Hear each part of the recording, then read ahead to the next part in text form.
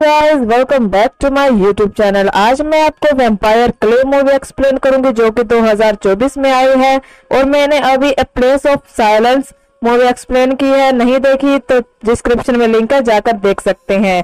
तो चलिए बिना किसी देरी के शुरू करते हैं। मूवी के स्टार्ट में हम आर्ट क्लासेस की टीचर मिस आयना को देखते हैं। वो बच्चों को स्कल्पटिंग करना सिखाती थी और वो इस जगह से शिफ्ट कर रही थी क्योंकि यहाँ पर बहुत तेज भूकंप आया था, जिस वजह से यहाँ का सामान गिर गया था और दीवारों में तरेड़ आ चुकी थी और ये जगह अब सेफ नहीं थी।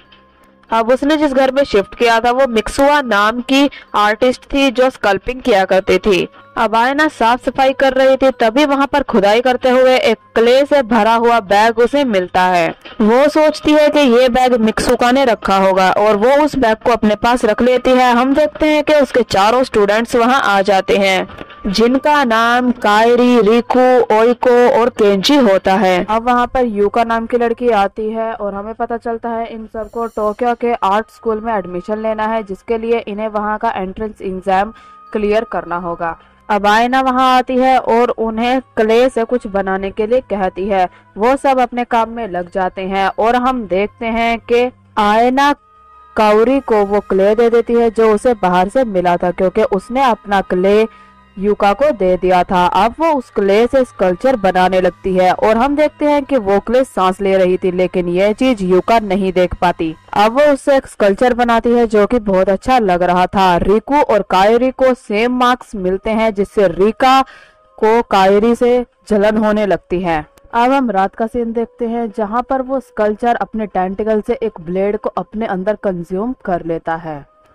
अब हम अगले दिन पर देखते हैं जहां पर आयना उन सबको अपने फेस का स्कल्पचर बनाने के लिए कहती है। कायरी अपने क्ले को ठीक करने लगती है और उसके हाथ पर ब्लेड लग जाता है, जिससे उसका खून उस क्ले पर लग जाता है और वो क्ले उसके खून को कंज्यूम कर लेती है। अब हम एक आदमी को देखते हैं जो कि वहां पर गड्ढा खुदा देखकर आता है और वहां पर उस राख को ना पाकर बहुत डर जाता है।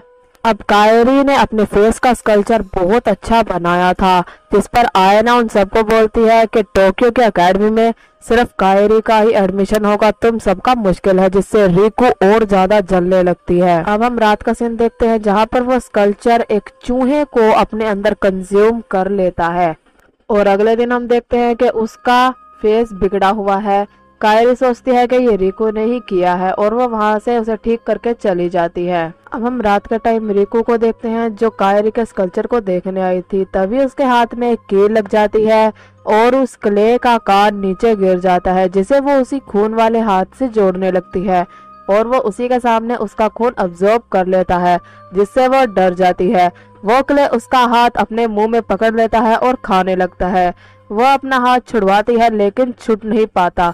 तभी वो स्कल्पचर उसके दोनों हाथों को खाने लगता है। वो किसी तरह अपने हाथ छुड़वाती है और 911 पर कॉल करने लगती है, लेकिन उसकी उंगलियां मुड़ने लगती हैं और तभी उसके दोनों हाथ आपस में जुड़ने लगते हैं, जिन्हें छुड़वाने के लिए वो एक मेज पर जोर से मारती है और उसकी बाजू ही टूट जाती है। तभी वो स्कल्पचर एक चूहे में बदल जाता है और उसके अंदर एंटर कर लेता है।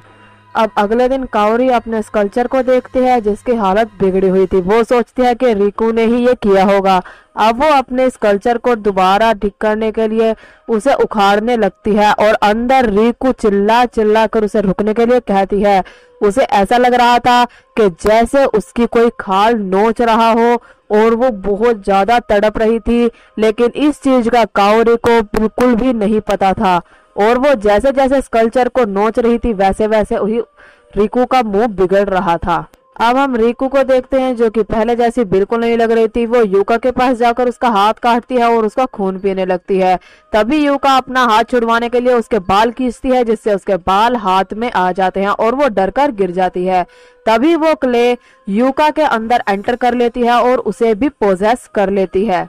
अब ओइको केंची के पास आकर उस पर हमला कर देती है और उसका खून पीने लगती है। अब केंजी भी पजेस हो जाता है और वो आइकू के ऊपर हमला कर देता है, जहां पर कोइको और आयमा आ जाते हैं। वो उन पर भी हमला करने लगता है, लेकिन वो दोनों उसके ऊपर एक गेट गिरा देती हैं जिससे वो फट जाता है।